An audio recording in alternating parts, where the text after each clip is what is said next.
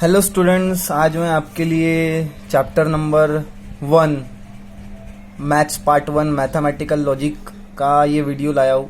ठीक है, तो सबसे पहले इस चैप्टर में हमको जो है वो समझना है स्टेटमेंट हम किसको कहते हैं। ओके, तो स्टेटमेंट क्या होता है, इसकी डेफिनेशन की। और statement is a assertive sentence. Statement एक तरह का असर्टिव सेंटेंस होता है विच इज आइदर ट्रू और फॉल्स। वो एक तो ट्रू रहेगा या फिर वो फॉल्स रहेगा। ओके, क्योंकि कोई भी जो स्टेटमेंट है उसकी दो ही वैल्यू होगी, एक तो ट्रू अदरवाइज वो फॉल्स रहेगा। और इस चैप्टर में अपने को जो स्टेटमेंट्स है, statements are denoted by P, Q and R। मतलब इस चैप्टर में अपने को जो स्टेटमेंट है उसको हमको P, Q या फिर R, ये तीनों में से किसी भी एक अल्फ़ाबेट का इस्तेमाल करके हमको स्टेटमेंट बताना है। ओके, तो दोस्तों बोला गया है कि इफ स्टेटमेंट इज ट्रू, मतलब हमारा जो स्टेटमेंट है वो अगर ट्रू है तो its truth value is T। उसकी ट्रूथ वैल्यू क्या होगी? T होगी। Okay, if statement is false, अगर हमारा स्टेटमेंट जो है वो फॉल्स है, then its truth value is F। तो उसकी जो ट्रूथ वैल्यू है वो क्या होगी? F होगी। ओके, जैसे मैं कुछ स्टेटमेंट के एग्जांपल्स आपके सामने रखता हूँ। ओके, तो जैसे एग्जांपल्स ऑफ स्टेटमेंट, सबसे पहला एग्जांपल है sun rises in the east. मतलब जो सन है वो कहाँ से राइज होता है? ईस्ट से। तो ये एक स्टेटमेंट है और इसकी ट्रूथ वैल्यू मतलब क्या है? तो इसकी ट्रूथ वैल्यू है ट्रू। तो हम इसके नीचे लिख देंगे it's truth value is T, क्योंकि ये ट्रू है। ओके, ट्रू है क्योंकि ये सही बोल रहा है कि सन जो है वो कहाँ पे राइज होता है? ईस्ट में राइज होता है, इसलिए इसकी ट्रूथ वैल्यू T है।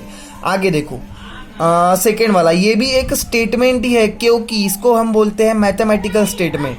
देखो अभी यहाँ पे क्या है, 5 इंटू 2 इक्वल्स टू क्या बोला है? 11। लेकिन हमको पता है कि 5 टूजा क्या होता है? 10। 5 टूजा क्या होता है? 10। लेकिन उसने क्या बोला है? Equals to 11।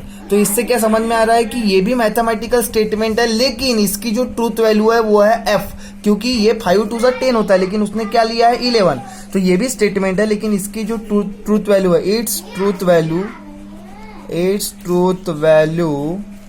Is F। Okay, capital F से हम उसकी ट्रूथ वैल्यू बताते हैं, लेकिन क्यों? क्योंकि ये फॉल्स है। 5 टूजा 10 आना चाहिए, लेकिन उसने क्या लिखा है? 11, इसलिए इसकी ट्रूथ वैल्यू क्या रहेगी? F। उसके बाद every triangle has 3 side. Her triangle को कितनी साइड्स होती है? 3 साइड होती है। सही बात है, ट्रू है ये, इसलिए इसकी ट्रूथ वैल्यू भी क्या होगी? True. Mumbai is the capital of Maharashtra. Mumbai ये महाराष्ट्र का कैपिटल है, तो ये भी स्टेटमेंट है और इसकी ट्रूथ वैल्यू क्या है? T, क्योंकि ये ट्रू बोल रहा है, सच बात है ये।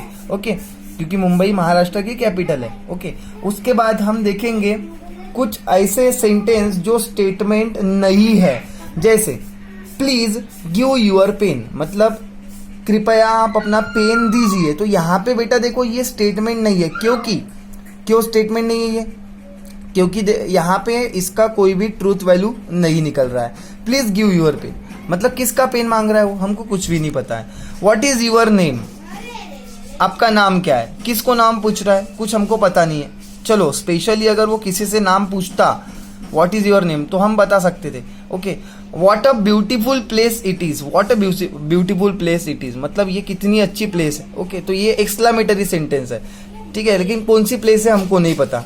ओपन द विंडो ओपन करो, कौन सा विंडो ओपन करना है हमको नहीं पता। तो इसलिए जनरली हमको एक नोट ध्यान में रखना है कि जो इंट्रोगेटिव सेंटेंस होते हैं, जो एक्सक्लेमेटरी सेंटेंस होते हैं, कमांड देने वाले सेंटेंस होते हैं, ऑर्डर देने वाले जो सेंटेंस होते हैं, रिक्वेस्ट करने वाले सेंटेंस जो होते हैं, सजेशन देने वाले जो सेंटेंस होते हैं, आर नॉट स्टेटमेंट, वो स्टेटमेंट नहीं होते हैं। ओके, तो ये बात आपको ध्यान में रखना है। ये इतने जो होते हैं, interrogative, exclamatory, command, order, request, suggestion, ये इतने तरह के जो सेंटेंस है ये कभी भी स्टेटमेंट नहीं हो सकते हैं। तो ये यहाँ पे जितने भी आप देख रहे हो एग्जांपल्स, ये स्टेटमेंट नहीं है। ओके,